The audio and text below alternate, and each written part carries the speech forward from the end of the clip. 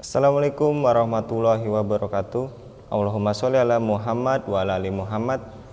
Para pemirsa Khilafah News yang dirahmati Allah, alhamdulillah kita berjumpa lagi dengan program kesayangan kita, yakni Kabar Petang, edisi Jumat 3 Februari 2023. Kita akan membahas tema-tema terkini dengan narasumber yang terpercaya, tentu saja dari sudut pandang Islam. Inilah Kabar Petang selengkap.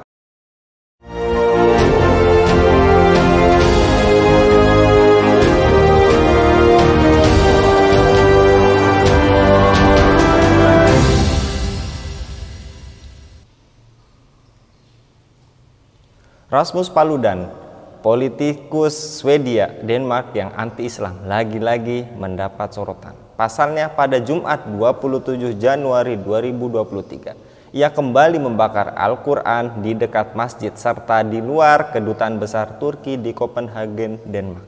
Bahkan ia mengancam akan rutin membakar salinan Al-Quran hingga Swedia diterima sebagai anggota NATO. Meski sering kali membakar Al-Quran, kini ia belum ditangkap juga. Rasmus Paludan telah beberapa kali membakar Al-Quran. Pada Jumat 27 Januari 2023, Rasmus kembali membakar Al-Quran di dekat sebuah masjid dan di luar kedutaan besar Turki di Copenhagen, Denmark. Terakhir ia melakukannya pada 21 Januari 2023. Lalu di tengah unjuk rasa di Swedia, mengapa Paludan bisa melancarkan aksi biadabnya dengan lancar? Apakah ini tanda makin meningkatnya kebencian pada ajaran Islam di dunia? Apa yang wajib dilakukan kaum muslim menghadapi tantangan ini? Untuk membahasnya kami terhubung dengan Bung Ade Victoria dari Geopolitical Institute. Kita sapa terlebih dahulu Ustadz Adi. Assalamualaikum Ustadz. Waalaikumsalam warahmatullahi wabarakatuh. Sehat Ustadz? Alhamdulillah sehat. Alhamdulillah. Alhamdulillah. Baik Bung, menyikapi pembakaran Al-Quran oleh Rasmus Paludan, karena dianggap bagian dari kebebasan berekspresi dan berpendapat, pemerintah Swedia memberi izin atas tindakan pembakaran Al-Quran yang dilakukan Rasmus itu. Apakah ini tanda bahwa Islamofobia mengakar dalam politik Swedia dan Eropa, Ustaz? Iya Bung, jadi terkait aksi pembakaran yang dilakukan oleh Rasmus Paludan tersebut, yang kalau kita lihat tidak hanya membakar ya, kita lihat diawali dengan merobek lembaran Al-Quran, kemudian bahkan sampai menginjak Al-Quran, kemudian dibakar oleh ini. Jelas ini merupakan bentuk dari apa yang disebut dengan penistaan, penodaan, penghinaan yang dilakukan oleh Rasmus Paludan tersebut terhadap Al-Quran. Dan sangat jelas ini menunjukkan masih mengakarnya Islamofobia di Barat, khususnya di Eropa dan juga di Swedia seperti itu. Jadi kalau kita kaitkan dengan tindakan Rasmus Paludan tersebut, ini merupakan bentuk daripada apa yang disebut tadi, yaitu Islamofobia di Barat, di Eropa seperti itu. Nah, terlebih tindakan yang dilakukan ini dilakukan secara demonstrasi, Bung.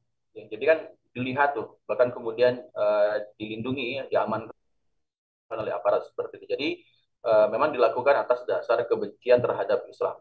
Ya.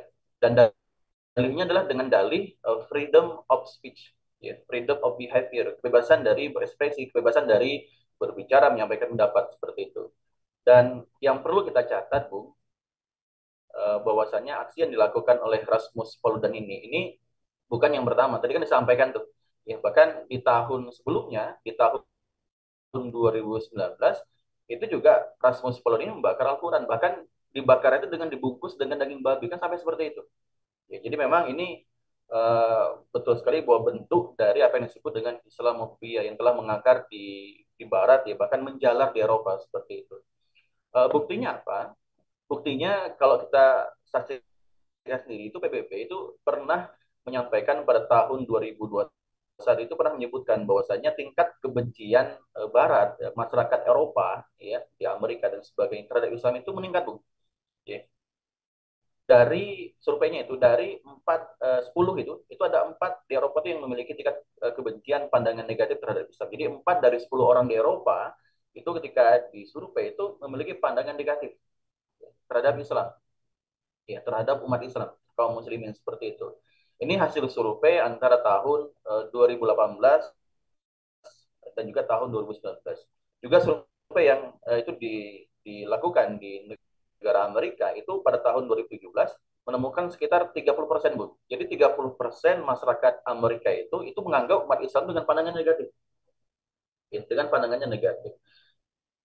Ini menunjukkan bahwa memang Islamophobia itu telah mengakar dan menjalar di Eropa. Dan kalau kita lacak sebenarnya, apa yang kemudian menyebabkan hal yang seperti terjadi? Islamophobia. Kalau kita lihat, faktanya adalah ini berawal atau diawali dengan adanya kampanye propaganda oleh Amerika. Ya, pasca peristiwa WTC seperti itu. Ada dua hal yang kemudian dilakukan oleh Barat ya, khususnya oleh Amerika. Yang pertama itu melakukan yang namanya kampanye atau propaganda war on terrorism, perang melawan terorisme. Ini yang pertama. Kemudian yang kedua adalah program deradikalisasi ya, terkait dengan ajaran Islam yang dilancarkan oleh Barat seperti itu. Nah, akibat kampanye ini, kampanye atau propaganda war and terrorism, kemudian kampanye deradikalisasi tadi itu kemudian menyebabkan terjadinya peningkatan kebencian terhadap umat Islam.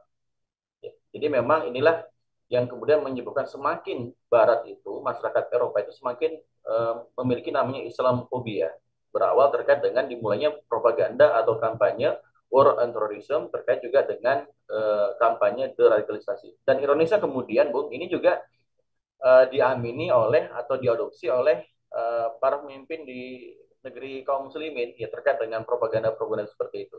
Jadi memang kalau ditanyakan apakah kemudian ini memang pertanda bahwa Islamophobia itu telah mengakar di Eropa, jadi jelas ya. Karena terkait dengan aksi pembakaran, penghinaan, penistaan ini terhadap Islam dan ajarannya tidak hanya terjadi sekarang kan, jauh sebelum juga sering terjadi, bahkan pembuatan film oleh di Belanda pada waktu itu juga kemudian menghina daripada Rasulullah SAW. Jadi memang ini bagian daripada apa yang disebut tadi, yaitu Islamophobia yang mengakar menjalar di Barat seperti itu. Gitu, Bung. Ya. Baik, Bung Adi. Kemudian yang tadi disebutkan freedom of speech. Nah, apakah karena tidak adanya undang-undang yang membatasi aksi penistaan tersebut yang membuat dibiarkan begitu saja? Bahkan tadi disebutkan diberi izin. Apakah ini makin meningkatkan kebencian pada Islam di dunia khususnya, Bu? Iya, betul sekali. Jadi memang aksi pembakaran Al-Quran ya yang dilakukan oleh Rasmus Paludan ya. Kemudian ini kan diberikan izin. Siapa yang memberikan izin itu oleh pemerintah Swedia. Alasannya apa? Alasannya tadi itu terkait dengan freedom of speech. Bahwa dikatakan oleh Perdana Menteri Swedia itu bahwasannya ini adalah hak warga negara dalam alam demokrasi.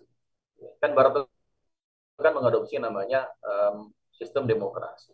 Jadi mereka mengatakan bahwasanya kebebasan berekspresi itu adalah hal yang mendasar dalam demokrasi. Walaupun ya itu nggak sesuai dengan hukum seperti itu, belum tentu sesuai dengan kepatutan. Jadi memang ini yang menjadi dasar daripada Barat, dalam hal ini kemudian Swedia itu mengizinkan Rasmus Paludan untuk membakar, untuk merobek Al-Quran seperti itu. Walaupun yang saya dengar juga bahwasanya tidak ada izin untuk membakar seperti itu. Yang ada ya silakan merobek. Tapi ternyata kemudian dibakar itu pun didiamkan oleh mereka. Ya. Ini persis sama seperti kalau kita lihat ya pembelaan terkait dengan Presiden Prancis ya Macron pada waktu itu ketika terjadi pembuatan majalah Charlie Hebdo yang menghina daripada Rasulullah SAW di tahun 2020. Alasannya adalah terkait dengan ide kebebasan. Ya, kebebasan karena di Perancis itu mereka boleh itu menghujat ya, mengkritik terkait dengan presiden, gubernur dan lainnya seperti itu. Jadi itu dasar mereka kemudian bahwa dengan alasan freedom of speech tadi itu yang ada dalam demokrasi maka tidak boleh mencegah orang untuk melakukan itu. Itu dasar mereka, Bu. Jadi memang inilah kesalahan daripada ide atau paham demokrasi yang itu sebenarnya lebih pada menyasar kaum muslimin seperti itu. Itu, Bu. Baik, Bung Andi. Kemudian apakah kebebasan demokrasi yang dipropagandakan Barat itu sering tidak berlaku untuk umat Muslim, Bung? Iya, betul sekali. Jadi kalau Barat tuh sering mengatakan, oh ini kebebasan alam demokrasi kita. Tapi faktanya kemudian demokrasi itu seolah tidak apa istilahnya tidak tidak memberikan kepada kaum muslimin seperti itu, ya, tidak untuk kaum muslimin. Kenapa? Karena fakta yang kemudian ketika kemudian Barat itu menyampaikan kebebasan dan demokrasi yang sering mereka propagandakan, ya, HAM dan sebagainya, ini tidak berlaku kepada umat Islam. Di Perancis misalnya, itu kan terkait dengan cadar misalnya, Bu, ya, muslimah yang berada di Perancis itu masih ada larangan untuk menggunakan cadar. Padahal cadar itu merupakan kebebasan. Haruskan seperti itu kalau kita berpikir terkait dengan kebebasan tadi itu, bahwa Islam itu mengatur bahwasanya wajah itu oleh sebagian ulama misalnya gitu kan, itu kan ditutupi seperti itu, kan hak daripada kaum muslimin. Harusnya diperbolehkan, tidak boleh dilarang. Itu merupakan kebebasan individu, freedom of terkait dengan kepribadian tadi itu, individu tadi itu. Tapi fakta kemudian tidak berlaku. Ya, termasuk ketika umat Islam itu ingin membangun masjid, ya, ingin membangun masjid di Eropa, termasuk di Swedia itu sulit, ya. Padahal kemudian itu merupakan bagian daripada kebebasan, ya. Tapi faktanya ternyata sulit sekali kaum muslimin untuk mendapatkan izin untuk membangun masjid, mendirikan tempat ibadah. Jadi memang demokrasi itu tidak berlaku bagi umat Islam. Ya, itu hanya mereka propagandakan demi kepentingan mereka. Ketika mereka mengatakan bahwasanya adalah hak daripada setiap orang untuk melakukan yang namanya freedom of speech, freedom of behavior, ya, freedom of religion, kan sampai seperti itu, kebebasan beragama. Itu faktanya kemudian umat Islam di sana tidak bebas beragama, ya, bahkan sulit untuk menjalankan aktivitas ibadah. Jadi memang kalau ditanyakan apakah ini memang tidak berlaku bagi umat Islam, jelas di Eropa itu hanya lip service saja, ya, terkait dengan demokrasi yang itu memang tidak berlaku bagi umat Islam. Bahkan umat Islam di sana, sebagaimana tadi kalau kita melihat survei, ya, survei yang disampaikan oleh PBB pada tahun 2021 itu kan, subhanallah itu, ya, 4 dari 10 orang di Eropa itu memiliki pandangan negatif terhadap umat Islam. Kemudian 30% di Amerika itu juga memiliki pandangan negatif terkait umat Islam, terhadap Islam dan ajarannya. Jadi memang propaganda di Barat terkait dengan demokrasi itu faktanya jelas tidak berlaku kepada umat Islam. Itu hanya berlaku untuk mereka, sedangkan umat Islam itu jelas tidak berlaku terkait dengan demokrasi. Seperti itu. Gitu, Bu. Baik Bung, tadi dikatakan kebebasan dalam demokrasi itu just lip service gitu ya Bung. Lantas kemudian tindakan membakar Al-Quran dengan tujuan menghinakannya adalah dosa besar. Apa sanksi dalam Islam dan apa yang wajib dilakukan kaum muslim menghadapi tantangan anti-Islam saat ini, Bung Adi? Ya, jadi tindakan membakar Al-Quran yang dengan tujuan menghinakan, jelas itu kalau dalam pandangan Islam, Bung, termasuk dosa besar. Ya, termasuk dosa besar. Dan terhadap pelakunya itu, kalau misalnya gini, kalau pelakunya itu anggaplah seorang muslim gitu, karena dosa besar, maka para ulama itu sepakat dia telah kafir kalau pelakunya itu muslim. Ya, ini sebagaimana yang dikatakan oleh Qadiyat yang mengatakan bahwa ketahuilah siapa yang merendahkan Al-Quran terhadap mushaf itu, sesuatu yang ada di dalamnya Al-Quran atau mencela keduanya, maka ia telah kafir berdasarkan ijma kaum muslim. Ini kesepakatan kaum muslim bahwasanya kalau pelakunya itu adalah muslim, kemudian menghinakan Al-Quran, maka dia telah keluar dari Islam, dia telah kafir. Ya. Dan bagaimana kalau kemudian pelakunya itu bukan muslim? Sebelah misalnya dalam Islam itu ada istilah kafir zimmi, orang yang mendapatkan perlindungan di dalam daulah Islam.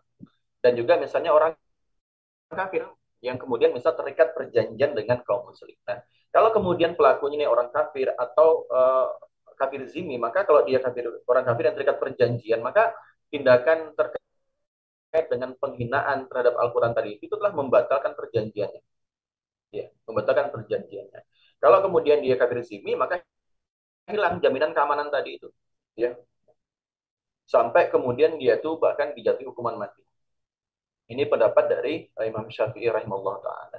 Nah, ini kalau pelakunya person individu. Bagaimana kalau kemudian pelakunya itu seperti negara, ya, negara seperti itu, maka terhadap negara-negara kafir yang kemudian mendukung, ya, melindungi para pelaku penistaan Al-Quran yang tadi seperti sekarang, seperti Swedia yang melindungi Rasmus Paludan, atau kemudian seperti Perancis yang melindungi pembuat daripada Charlie Hebdo tadi itu, maka yang harus dilakukan itu dalam Islam itu adalah memutus hubungan diplomatik dengan mereka.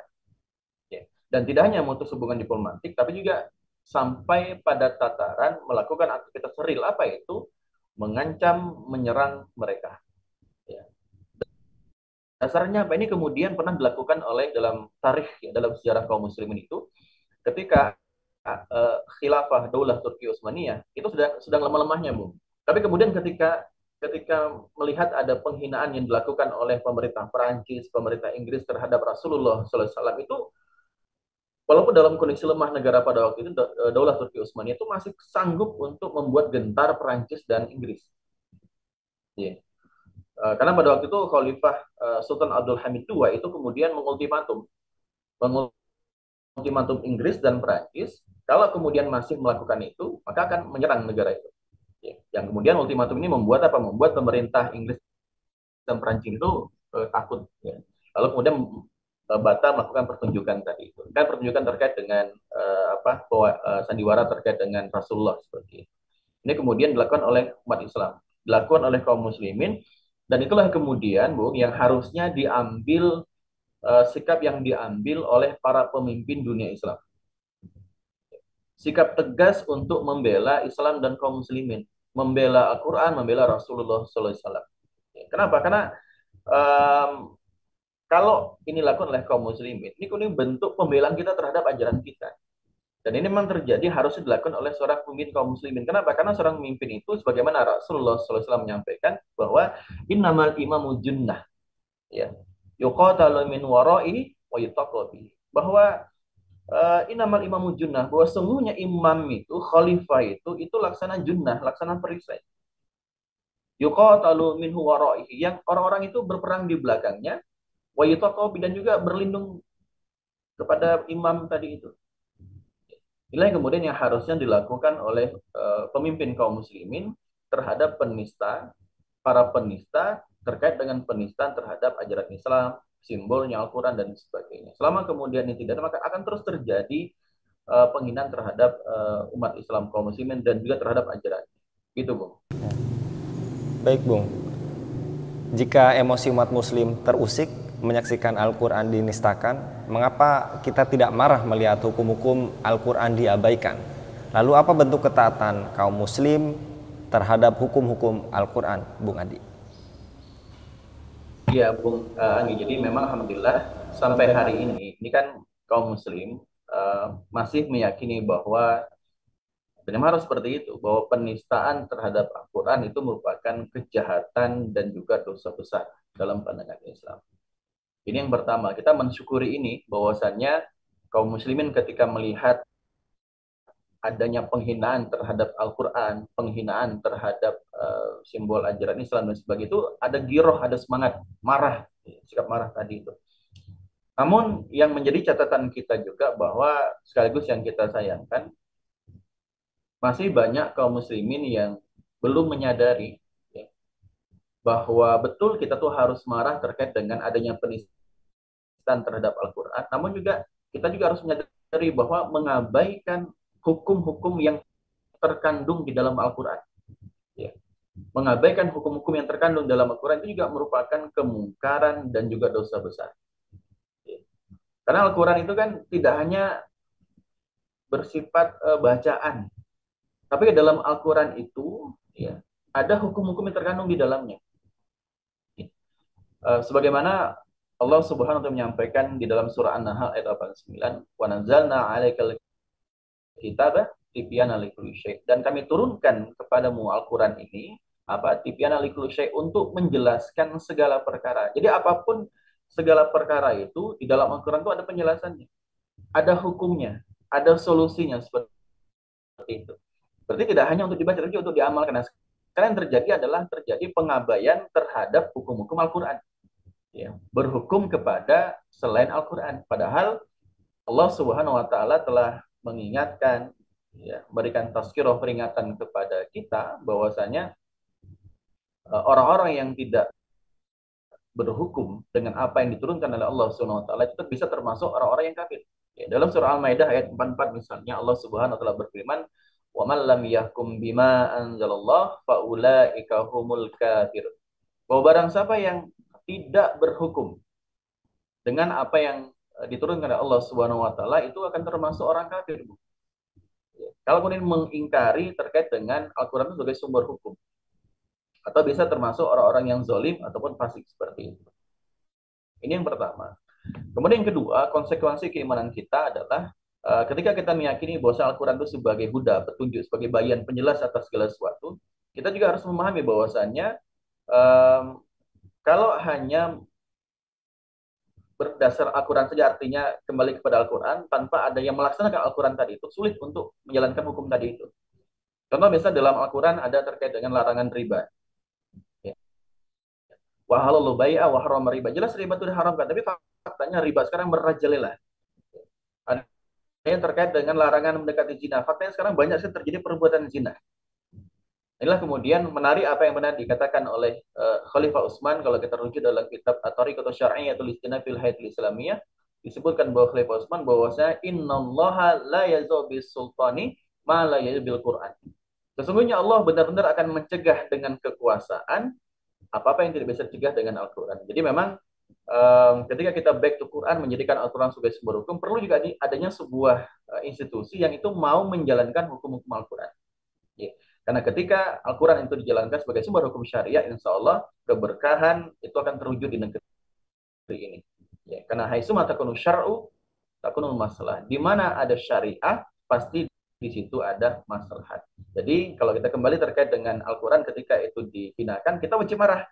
Tapi juga perlu menjadi catatan bagi kita bahwasannya mengabaikan hukum-hukum yang ada di Al-Quran itu juga termasuk kemungkaran besar.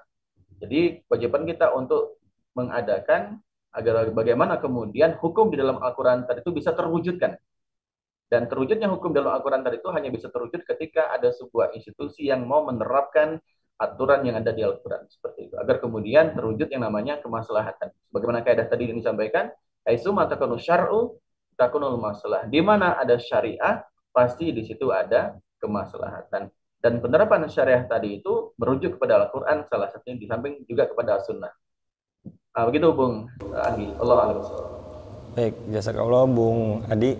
Jadi tadi di mana ada kemaslahatan, makanya harus di situ Al-Quran jangan diabaikan dalam penerapannya dan juga butuh institusi untuk menerapkannya. Jazakallah kepada Bung Adi untuk kesempatan kali ini. Semoga senantiasa Bung Adi diberikan kesehatan dan keberkahan oleh Allah Subhanahu wa taala. Sampai jumpa di lain kesempatan Bung Adi.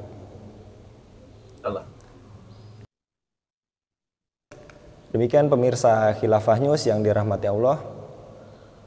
Jangan lupa untuk subscribe, share, dan komen positif. Kemudian juga jangan berhenti saja di teman-teman semua. Mudah-mudahan kita share sebanyak-banyaknya agar menjadi kebaikan bagi kita di dunia maupun di akhirat. Saya Anggi Suwarnadi mohon undur diri. Wassalamualaikum warahmatullahi wabarakatuh.